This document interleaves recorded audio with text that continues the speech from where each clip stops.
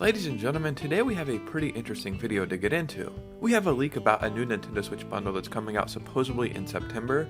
We have a very interesting update about Tears of the Kingdom from the creators themselves, and the game was almost called something entirely different. And we have a strange Switch 2 leak to go over, so let's just go ahead and get right into this video. So September is here, and now that September is here, supposedly there's going to be a bunch of news about the Switch successor coming out this month. Now, we don't know if that's true or not, but hopefully that happens, right? Before we get started, if you could hit a like and subscribe, it would truly mean the world to me, and let's just go and get right into this video. So September is here, and we do know that there is a new Nintendo Switch console coming out this month, and I'm talking about the Zelda Switch Lite. But that's not the only Nintendo Switch, console news we have for this month. We have a leak for a brand new bundle. I've been saying it, and you guys have been saying it too. Nintendo either 1, needs to drop the price of the Switches, or 2, make some more bundles that are a little bit more enticing, because sales have dropped down drastically. And they are doing that. So this is a brand new bundle that has leaked out from a French retailer, if I'm not mistaken. This is going to be available for France and the surrounding countries in Europe, but I guess this is going to be releasing in America as well, but the news is coming out of France. It is a white Switch OLED console, a digital code for Super Mario Bros. Wonder, a 3-month subscription for Nintendo Switch Online. It is $350, which is the standard Switch OLED price, so this is a pretty fair deal in my opinion. And this will release either September 23rd or October 3rd. I think Zelda Echoes of Wisdom comes out like the 26th or 27th, or maybe the 23rd? I have no idea actually. I should know that, but I don't know. Zelda comes out at the end of the month, and a Switch Lite is launching alongside with that. So would it make sense to launch this bundle at the same time? Maybe, maybe not, I don't know. I don't run a gaming business. October 3rd, in my opinion, makes a little bit more sense. But this is a good deal, no matter which way you look at it. The Switch OLED is $350 by itself. You're getting a $60 game, as well as a 3-month subscription. I really think that's great no matter which way you look at it. I still have my fingers crossed that we will get at least one more special edition Switch OLED before the Switch's life is over. I would really like to get a Luigi one.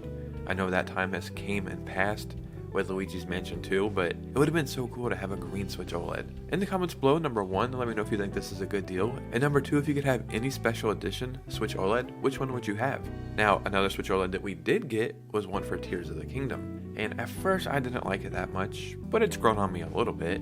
But what if Tears of the Kingdom wasn't even going to be called Tears of the Kingdom? And as weird as that sounds, because that's what we're used to calling it, that was actually almost the case. And this is coming from Aonuma himself. Once upon a time, Nintendo considered giving the name a more straightforward title, inspired by the Light Dragon. That's according to the longtime Legend of Zelda producer Aonuma, who was quoted as saying as much in Tears of the Kingdom Masterworks, a recently debuted art book dedicated to the hit 2023 game. The book, which hit the market on August 30th, contains a passage in which Aonuma reveals the developer was previously seriously considering Tears of the Dragon as a title of its latest mainline Zelda game. I find this very interesting for a few reasons. One, I don't think there's any issue with that name. But do you remember Tears of the Kingdom was supposed to come out, and then the Queen of England died?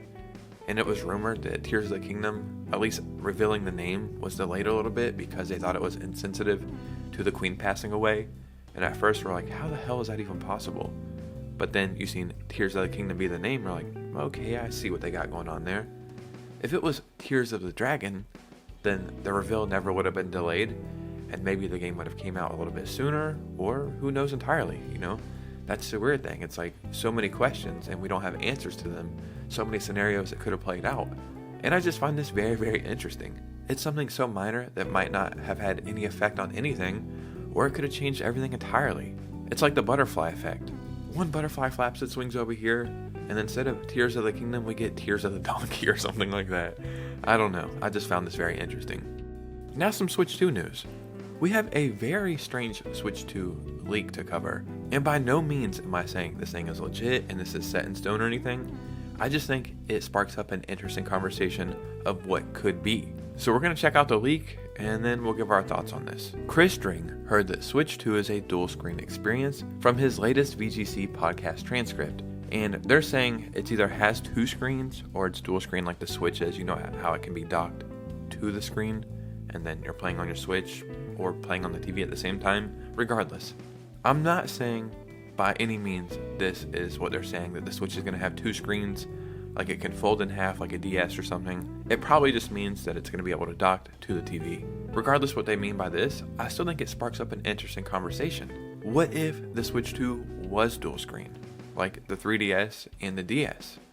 A foldable device that can also be docked to the TV? Technically, we're moving on to 3 screens now.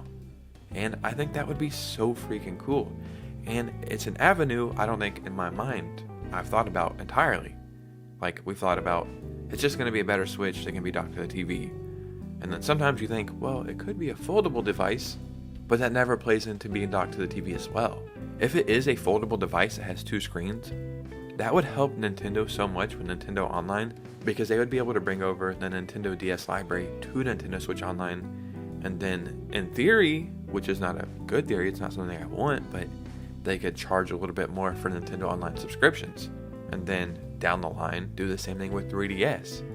And that would just be so freaking cool, especially if this console could be docked to the TV at the same time. I never had a Wii U, so I can't speak from experience. But when I talk to people who had a Wii U, or I've heard on podcasts, one feature people really enjoyed was having that screen on the Wii U gamepad. For example, when you're playing a game, you don't have to go open a menu to get an item, you can just pull it off that screen. And I just thought that sounded so cool. And I'm sure there's so many other things you could do with it. Like I think in a trailer for the Wii U, they show somebody like playing golf with it or something. I find that a very neat feature. So if the Switch 2 was a better version of the 3DS, like the quality of a Switch 2, but looks like a 3DS, but can also be docked to the TV, and if Nintendo really could make it all work flawlessly, then this thing would be very hard to compete against, because it would have so much going for it. But ladies and gentlemen, what do you think? I would seriously love to hear your thoughts and opinions down below. If you could, follow me on Twitter and Instagram, I would really appreciate it. It just takes a couple clicks of a button, and it really helps show support, and it makes us like a key figure in this whole gaming YouTube community. So I would appreciate it, and you guys know me, I'll see you soon with a new video. Peace out.